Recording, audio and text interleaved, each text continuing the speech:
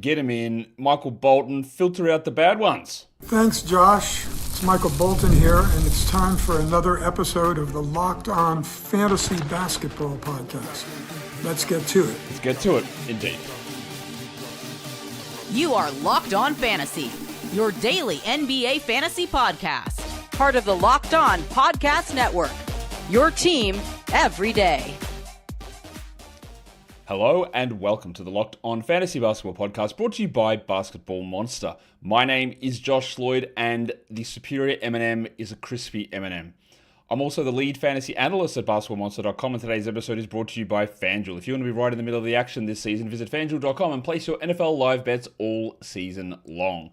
Thank you also for making Locked On Fantasy Basketball your first listen every day. We're free. We're available on all platforms. We are part of the number one sports podcast network, the Locked On Podcast Network. We are here to talk fantasy basketball, to answer fantasy basketball questions, and to do that, I am joined by the only man who can be present in my mailbag. It is Adam King. Kingy, welcome back. Morning, mate. Love being in your bag, so thank you. It's good to have you here. It's good to have you back again. Just the omnipresent Adam King is back for us all to enjoy from a mailbag perspective. All right, Gabe, I'm going to answer your question here first. You say he says chat, but I don't care about what the chat opinion. I want King's opinion. Why is Jayson Tatum the 9th most picked up player, as well as Dejounte Murray being top 15? What is the move?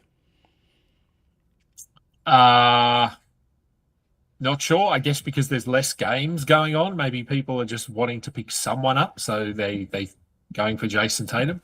That's part of it. There's also there's two other parts of it. One of it is that at the moment, there are fewer.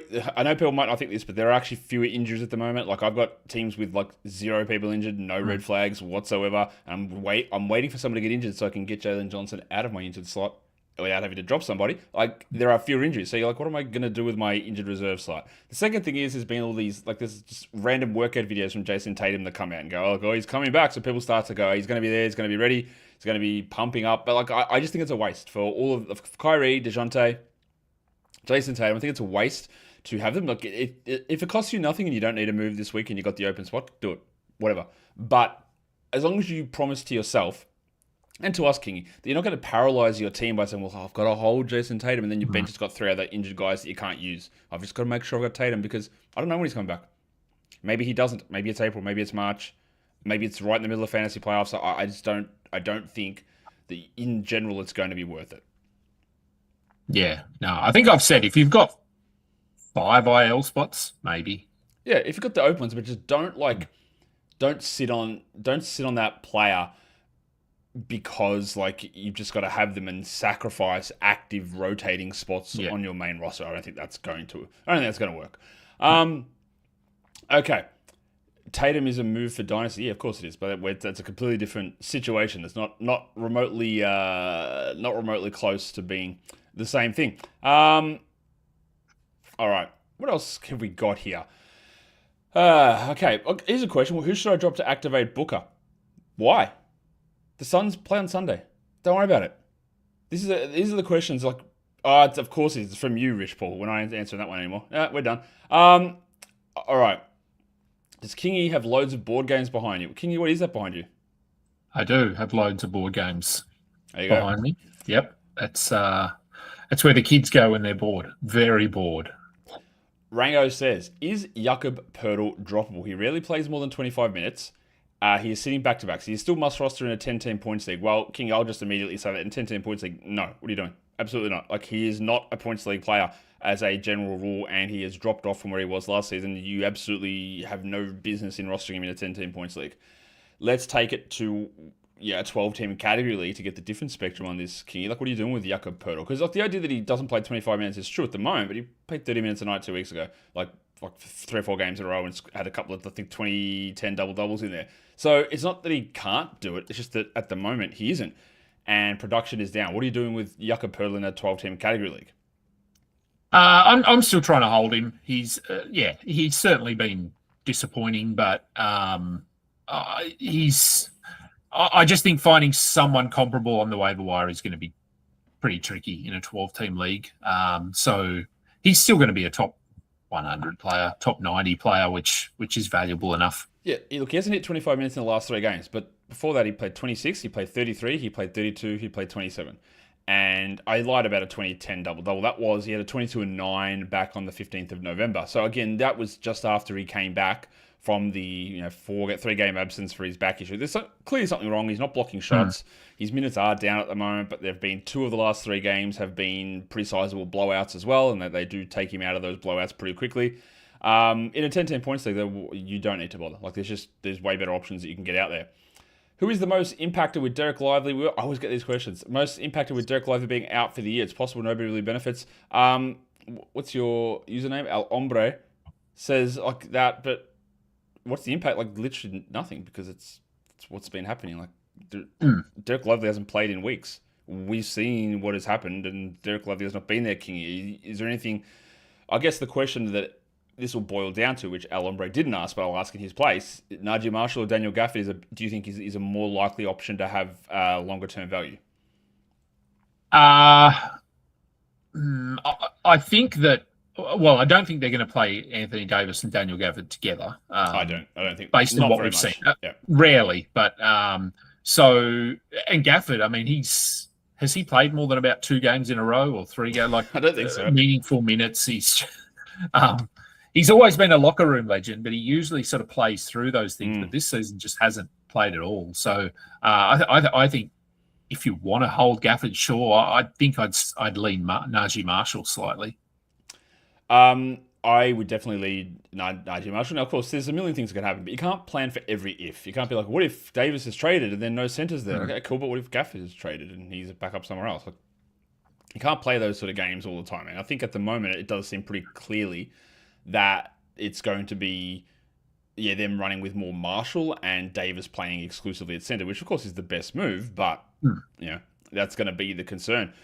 Do you take this into consideration, Kingy? Starry1199 says, is it even worth streaming anyone if they play against the Thunder? We saw most of those Suns guys get absolutely cooked in the last game, and the Thunder are just beating everybody. Do you ever look at that and go, if I'm going to stream this guy and, ooh, he's playing the Thunder? Or do you just not worry about it that much?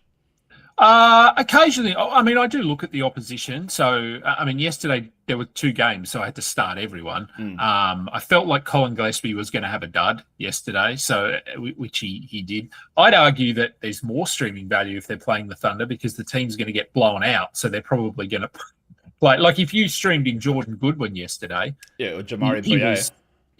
they were pretty good, and whereas they hadn't been good, so.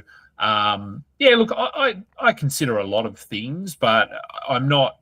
If I'm looking at a guy to stream, look, it probably depends on the amount of games as well. If I've got options, then maybe I go with someone who isn't playing the Thunder. But I don't let it sort of determine the outcome.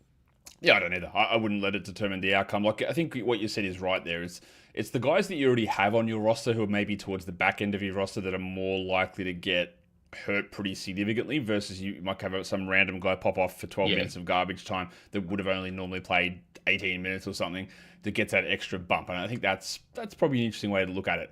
Dylan says, I have seen many analysts saying to sell high on Wemby. I hope you haven't. King, I hope this isn't you. Like, which analysts are saying sell high on Wemby, a guy that hasn't played for 3 weeks, which is very, very clearly not at anywhere close to the height of his production. Doesn't make any sense. I have both Wemby and Keegan on my team. I'm currently in first place in the league. Okay, sick. You're first place without the second best player in fantasy basketball. I think you're going pretty okay. And obviously, if you're maintaining first place and he's not there, then there's no reason to sell on him because he might not be there in the future. Because what does it matter? Your team's obviously too good. And I don't think anybody has said, Kingy, to sell high on Wemby. I don't understand what this idea would be because it's completely antithetical to what sell high means. It's not me. I don't think it's me unless I said it in some drunken stupor on Twitter or something. But no, if you're sitting first with Wemby, who's missed, what's he missed now? 3 weeks? 4 weeks? I don't know. It's been a while. And Keegan, who missed the first 5-6 weeks of the season, then I just enjoy it and keep rolling. I think that is exactly the way to do it, King. You just enjoy it and you don't worry about things like that. We are going to come back and get more of your questions in. Before we do that, though, today's episode, it is brought to you by ZocDoc. It is almost 2026. And the days of you sitting and waiting for something to become a full-blown emergency before you see a doctor, well, that's over. It's no more just walking it off for 6 months or pretending that the weird shoulder stiffness is just sleeping wrong. It's time to take your health seriously, and ZocDoc makes that easier than ever. Staying healthy, it's not just going to the gym. It's not just eating better. It's not just exercise. It's making sure that you take care of your body and getting things checked when something feels off. And with ZocDoc, scheduling doctor's appointments becomes easier. You can search for in-network doctors and book right in the app with real appointment times listed, including same-day visits. You can compare providers using real-time patient reviews, not ads, and it's simple to keep your health a priority even with a busy schedule. So stop putting off your doctor's appointments and get the care that you need. Go to ZocDoc.com/LockedOnNBA to find and instantly book a top-rated doctor today. That is ZocDoc.com/LockedOnNBA, ZocDoc.com/LockedOnNBA. As I get my way through that tongue twister. Don't forget, guys, we've got the Everyday Club, $5 a month, and you get free ad-free podcasts. Yeah, all podcasts are free, but you get ad-free podcasts in that one. The link is in the description. You can see that up on the screen there as well. Kingy, we are getting ready here to answer more questions. Go. So, I like this question here from Andre, it is. And Andre is saying, is Neemias Queta, who has been very good this season, is Neemias Queta a top 100 player rest of season for category leagues? Yep. I think I don't see why he wouldn't be. Like, he has been close to that, or has been that all season. But look, I don't know what's changing. Galahad says, when you call a player bad, does that refer to fantasy basketball sense or real life? It depends on what I'm saying. It honestly, like, usually I will give you that context, and I think, Kingy, you do the same thing. If I say that I don't think someone's a good player, but they're putting up numbers, then that's what they're doing. Or if I think they're bad at fantasy, but they're good in real life, then like it's all really dependent. And obviously, bad is relative. It's the same idea that like there are players who are bad as a starter level guy, or bad that shouldn't be in the NBA, Cody Williams, or bad as rotation guys, or above average as starters. Or all of it is relative. There's no such thing as you are good, you are bad, and we just sort you into two groups.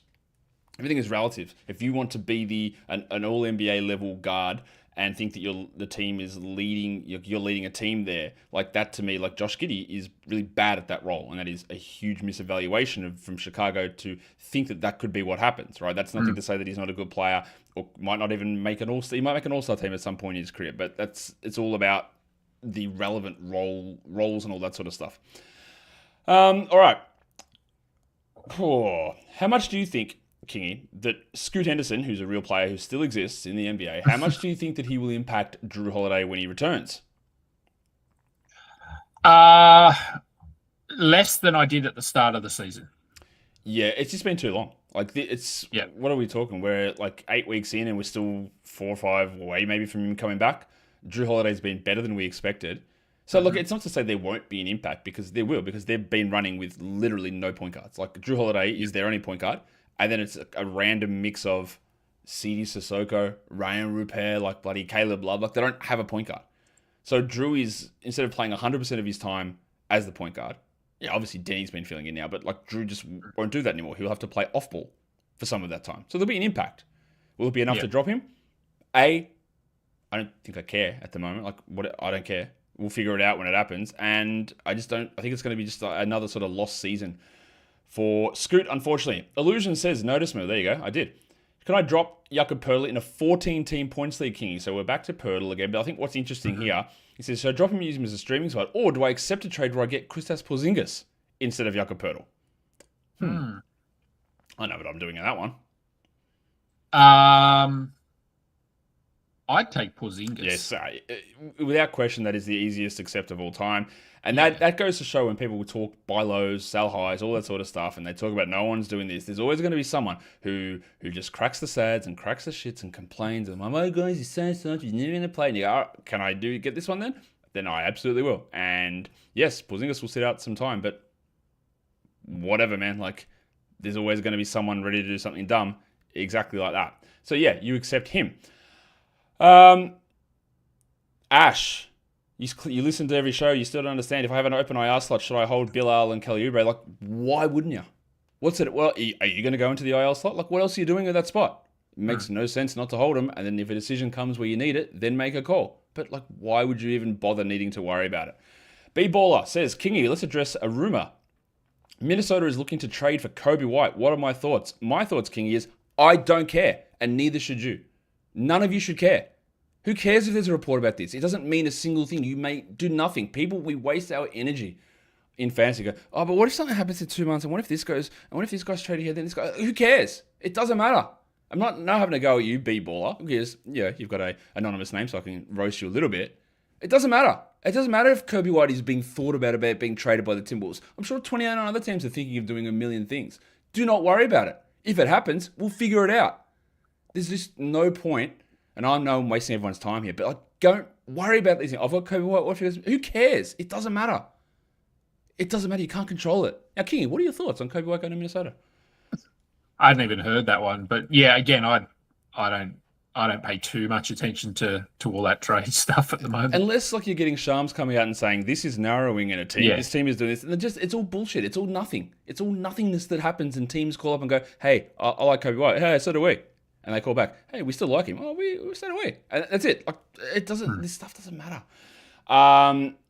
Do I see any rookies breaking out in the later half of the season or even sooner? Kingy. All right, how do you want to answer that one?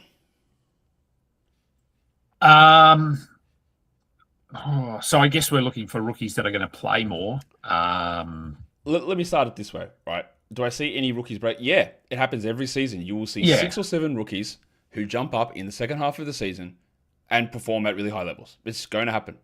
The guys a lot of the guys that suck now will be good in that time. Some won't, but some will. This is guaranteed to happen. Who do you think it might be? I mean, someone that I'm sort of hoping, and this is probably just because I have him in a couple of dynasty leagues, is Walter Clayton for the Jazz. And we're starting to see more of him. So he's probably one that is just front of mind for me. And I think he's looked pretty good. I mean, Keontae George has looked amazing, but he's better than Collier. So let's get him out there and see. So he's probably one that immediately jumps to mind. The one to me will be in Washington when Trey Johnson's back. We'll see what he does. But like even someone like VJ Edgecombe, right?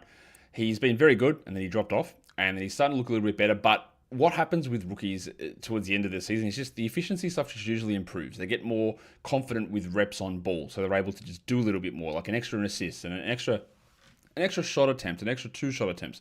So it doesn't even have to be the guys on good teams or versus bad teams. Like Con Knippel could have a top 50 run even if LaMelo and Brandon Miller are there at the second half of the season. He could just demand more shots. But by that time of the year, that stuff can happen. Like the ones that will be harder will be someone, let's say, like Carter Bryant for the Spurs. The Spurs are going to be good. Yeah. Carter Bryant's not going to force his way into big minutes, and he's just not going to have opportunities to sort of flourish there. So you're looking for guys on bad teams and guys that are currently playing who, maybe their minutes don't change, but their production in those minutes. Ace Bailey, like again, he's a different scenario because he's playing 30 minutes already. He's pretty borderline, but he'll be better when the second half of the season gets cranking. Yeah. Liam McNeely is another one that I think is interesting in Charlotte. Yeah, that would require like a Miles Bridges not being there or being out, which could happen. And you will also have these random like 2-week periods of a second round rookie playing 35 minutes a night on some team in March. Like that'll happen somewhere. It'll be what's his name, Javon Small for the Grizzlies or something steps up because all the point guards go down again, and then he's healthy. Or it's just something like that'll happen at some point. Easy Elite says he's Aaron Neesmith worth the spot in a 175 deep league. He was okay when guys were out in October, but now they have healthy guards. They do have healthy guards now, but Aaron Neesmith's going to play about 0 minutes as a guard, I would say, because their starting small forward spot at the moment is like garbage.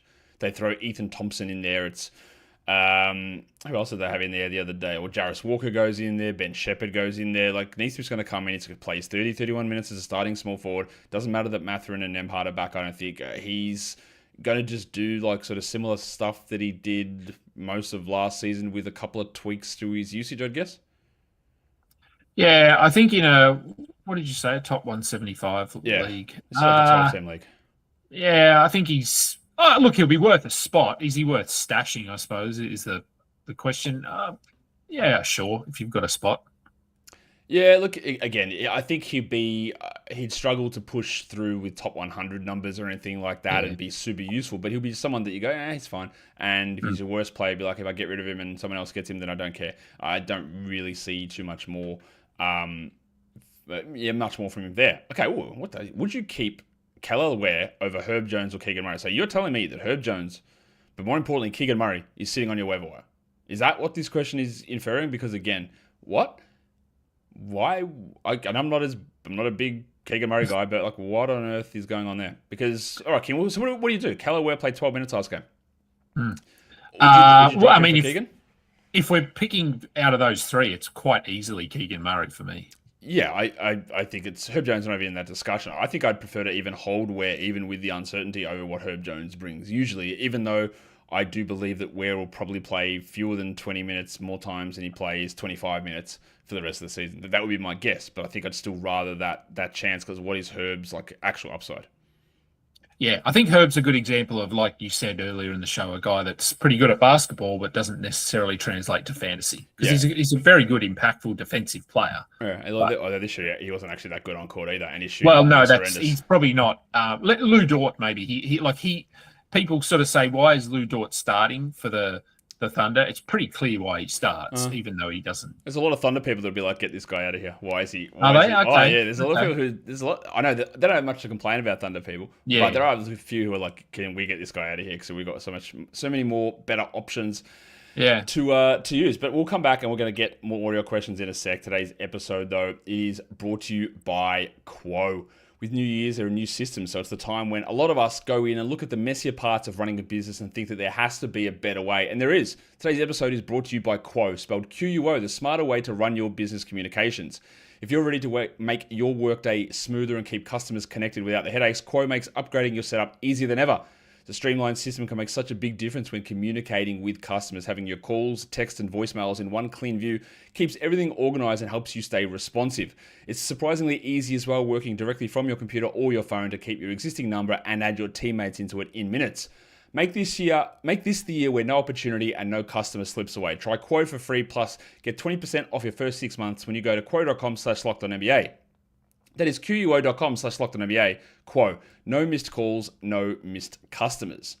Today's episode is also brought to you by FanDuel. NFL Sundays move fast. With one big play, suddenly everything feels different. That is where live betting with FanDuel, it becomes so exciting. You're not just watching the game, you're reacting to it in real time. With FanDuel, you can place bets as the action unfolds on every drive, every momentum swing, and every highlight moment. It's the best for live betting when you see something shift in a game. Someone starts to get hot. If someone starts to get a single play being exploited, defenses clamp down, you see the momentum flipping turnover. That's when you can get in with live betting, because FanDuel will let you jump in to adjust or to check out the live spreads and the money lines that adjust instantly, player props that update as players get hot. And you can bet things like next touchdown scorers, drive results, totals, and more. So if you want to be right in the middle of the action this season, go to FanDuel.com and place your NFL live bets all season long. FanDuel, the game moves fast, and so can you. All right, we're back to talk fantasy basketball to answer your questions.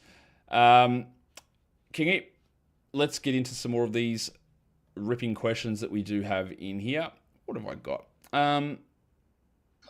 Let's have a look.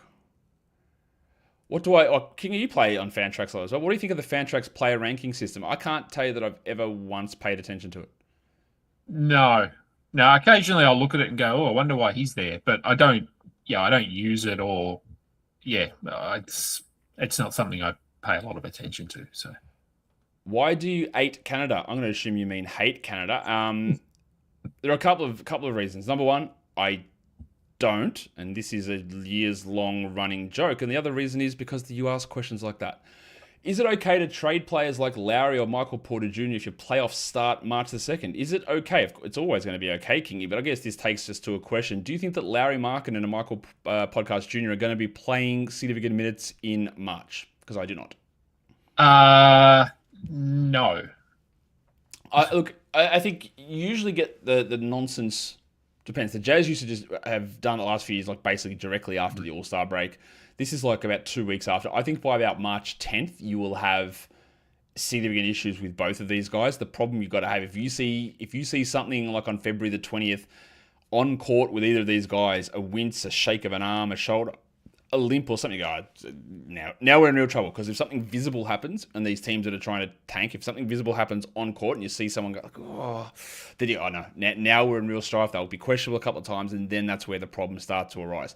Otherwise, the fake practice injury stuff will start to come out usually around 15th to 20th of March normally. But I would think they will fight, especially with those guys who actually have a history of legitimate injuries, that they will be able to manipulate that a little bit, and I wouldn't feel super confident if I was relying upon those guys. I think that's maybe the best way to talk about it. Kingy, here's another one about these sort of questions, but it's interesting. Look, Jay Huff, I assume you concur that we're talking must roster here with Jay Huff. Mm-hmm. Yep. Right, so Jay Huff must roster, but is Jay Huff a sell high with the rumors of the Pacers looking to trade for a center at Debo the King? Stop it. You're not the only person who has heard the rumor, for a start. The other guys in your league may have. Also, who cares?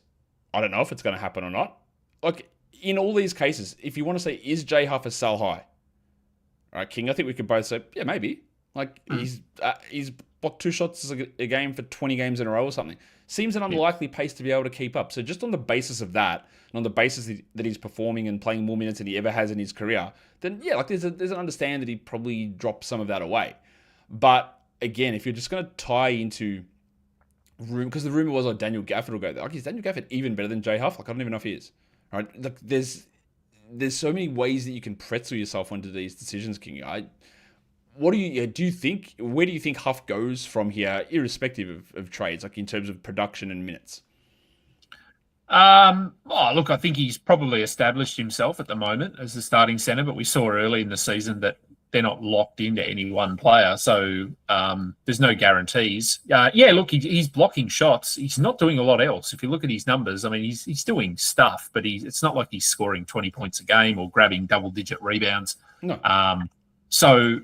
Look, I think he probably sticks in that role for now. And yes, the Pacers probably do look for another center at some point, because I think if they want to compete, Jay Huff is not the center you need to compete. So probably at some point, but whether that's this season, next season, I have no idea. So I'd hold him. If you can move him for a top 50 player, I probably would. Yeah. What do you think about Yusuf Nurkic? Do you think that he is trending towards a drop? Yeah. I think he is too. They're getting blown out too often. If he plays 28 a night, really easy hold. But if he's getting 24, then no. And that is the direction we're going.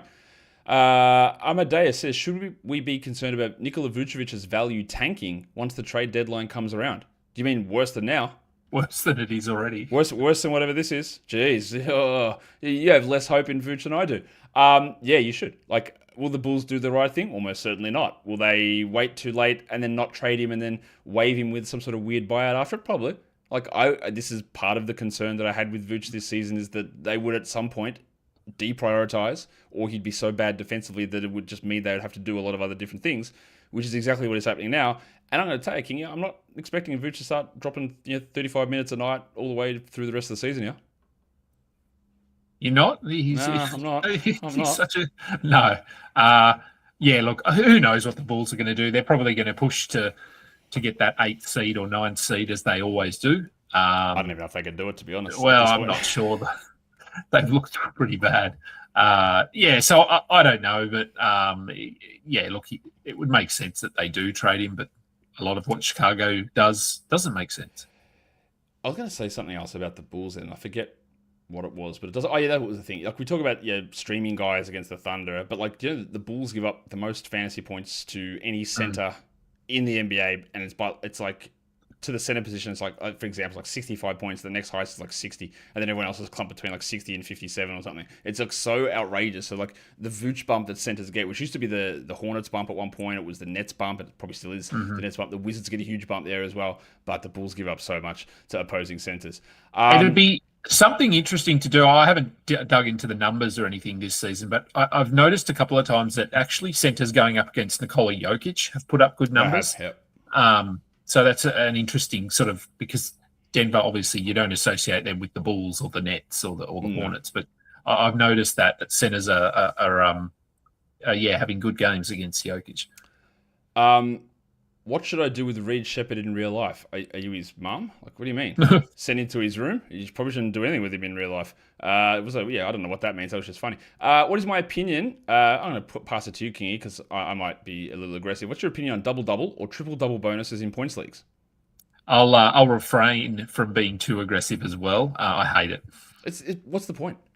So you get 10 and 10, but you had 11 and 9. You don't get a bonus. What for? Just arbitrary nonsense to chuck in to create something that seems like it's a bespoke scoring system. Like, I don't know if it's you, the commissioner, that's doing it, or someone else. Like, it's pointless wankery. Don't do it. Useless. Don't do it. Okay, well, back to Reed Shepherd. Now that his mum's unlogged in, someone else is here. Is Reed Shepherd a hold in a 10-team format, Kingy? I'm going to say yes. Maybe I don't know if I'm biased because I've drafted him in a lot of leagues. I'm going to say yes, he is a hold. I think he is for an incredibly short amount of time in a league that shallow, right? If we see again that he plays 20 minutes, then I'll be like, okay, I like what he's done, but I'm going to start to have that discussion in a shallow league. In a 12-team league, I don't really know who I'm replacing him with or even what combination of guys streaming through that can give even what he gives in 25 minutes. In a 10-team, it does get a little bit more interesting because we get, there's way better value players sitting on the waiver wire. Let's do the last one here, Kingy. Kevin Porter Jr. How realistic is it, do you think, that he can be a top 50 player this season? The efficiency jump is huge, and he looks like a prime regression candidate. I think Gus Fring, I assume this is. What do you think? KPG top 50? I think there's a chance. Probably a lot of it comes down to Giannis. If he's traded, when he's back from injury, we haven't really seen him play alongside Giannis yet. They probably have played. Have they played at all alongside each other? It's like I think one or two games. Yeah, so not much. I think there's a chance, but I'm not counting on it. I think that is the opposite of what I think. I think he's almost certainly going to finish in the top 50. I think that his steals will come back. I think his shooting will come back. It will drop off without question. But what my concern was, like, I had him projected top 80 to begin the season, and I thought he'd only play 30 minutes a night, and so him and Rollins will go back and forth. I think he's just going to roll 34 a night here, and there's so much uncertainty around Giannis's presence that I think his usage is more elevated. I think he is very easily top 50, even with significant shooting regressions. All right, last question, King, if I can get 2 more minutes of your time. Cooper Flagg taught us all a lesson. You can't overrate rookies, as you'll never know how they'll perform on the professional level. Taking him in the top 50 has been a disaster so far. I'll just start this by saying, no, it hasn't.